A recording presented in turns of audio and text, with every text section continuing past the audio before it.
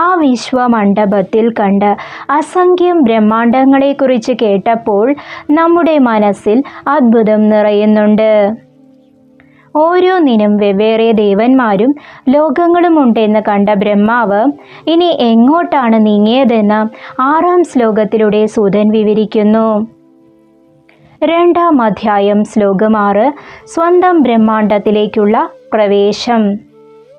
ലക്ഷക്കണക്കിന് ബ്രഹ്മാണ്ടങ്ങൾക്കിടയിൽ നിന്ന് ബ്രഹ്മാവ് തനിക്കായി നിശ്ചയിക്കപ്പെട്ട സ്ഥാനത്തേക്ക് പോകുന്നതിനെക്കുറിച്ചാണ് ഈ ശ്ലോകം.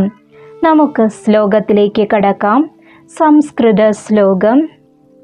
വിദ്വാൻ ബ്രഹ്മ വിവേശാശു സ്വാണ്ഡമേവ മുനീശ്വര സ്വകീയം മണ്ഡപം ദൃഷ്ട്വാ വിസ്മയം പരമം യയൗ.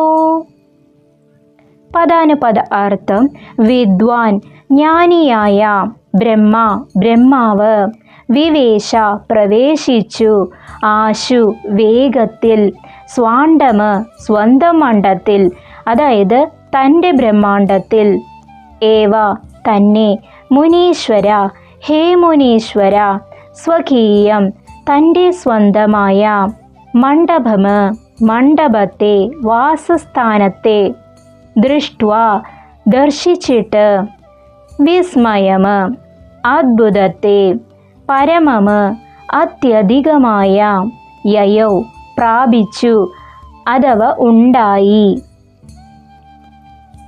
ഈ ശ്ലോകത്തിൻ്റെ സാരാംശം: ഹേ മുനീശ്വര, ജ്ഞാനിയായ ബ്രഹ്മാവ് വേഗത്തിൽ തൻ്റെ ബ്രഹ്മാണ്ടത്തിലേക്ക് പ്രവേശിച്ചു. അവിടെ തൻ്റെ സ്വന്തം മണ്ഡപം കണ്ടപ്പോൾ അദ്ദേഹത്തിന് അത്യധികമായ അത്ഭുതം തോന്നി. ഗഹനമായ വിശദീകരണവും തത്വചിന്തയും ഈ ശ്ലോകം ഒരു പ്രധാന രഹസ്യം കൂടി നമുക്ക് പറഞ്ഞു തരുന്നു. വ്യക്തിഗതമായ ചുമതല, ഇൻഡിവിജ്വൽ റെസ്പോൺസിബിലിറ്റി. അനന്തമായ ലോകങ്ങളുണ്ടെങ്കിലും ബ്രഹ്മാവ് അവയിൽ ചെന്ന് ഉഴലുകയല്ല ചെയ്തത്. തനിക്ക് ഭഗവാൻ കൽപ്പിച്ചു നൽകിയ സ്വാണ്ഡം, സ്വന്തം ലോകം അദ്ദേഹം തിരിച്ചറിയുകയും അങ്ങോട്ട് പ്രവേശിക്കുകയും ചെയ്തു. വിസ്മയം ഏവ്. സർവ വിജ്ഞാനിയായ ബ്രഹ്മാവ് പോലും ഭഗവാന്റെ സൃഷ്ടി കണ്ട് അത്ഭുതപ്പെടുന്നു. വിസ്മയം പരമം യയൗ. ഇതിനർത്ഥം പ്രപഞ്ചം അത്രമേൽ മനോഹരവും സങ്കീർണവുമാണ് എന്നാണ്. ജ്ഞാനിയുടെ വിനയം.